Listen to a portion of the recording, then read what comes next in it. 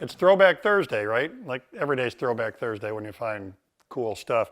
Cleaning out some workbenches in my mom's basement, and I found this stuff.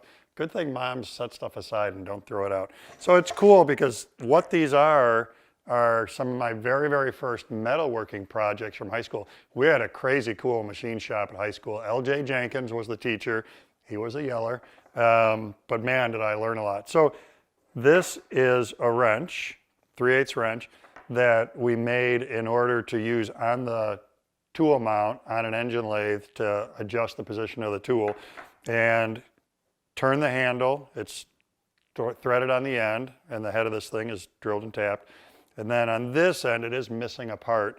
We put a scribe in here, because a lot of times with metalwork, you put bluing over all the metal, and then you take a pin, a scribe, and you scratch through the bluing. That's how you put your layout lines on metal, like you do with a pencil and wood. So there was one in there at one point. And this is a lantern. There is still a battery in there that's probably been in there for 40 years. And this was all about learning to bend sheet metal, bend and break it, and soldering. Look at what a lousy solderer I was when I was in high school. I don't know what grade I got on this, but it probably wasn't very good.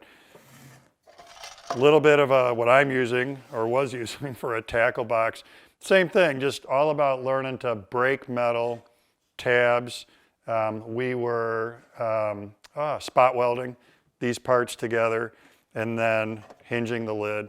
So one of the things I got to thinking about when I found this stuff was, I think once I was working toward becoming a shop teacher, which is what I wanted to be when I grew up, these projects are part of what really got my brain going in the direction of, here's what I want to teach. What do I need to develop as a project to get those skills across? And this little wrench is a great example. The head started out as a long piece of metal rod.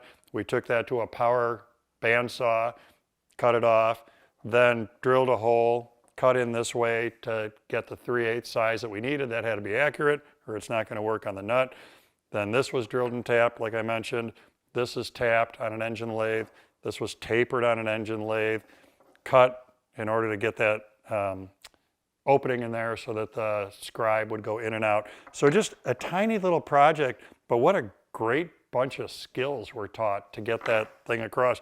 And geez, high school machine shop, it probably took a month to make that. I don't know, because you're learning everything as you go. So just thought I would take a second here and share some of the cool machine shop stuff I did as a high schooler, and that had a pretty significant effect on the way my brain works, good, bad, or indifferent, in developing projects that I use for teaching today.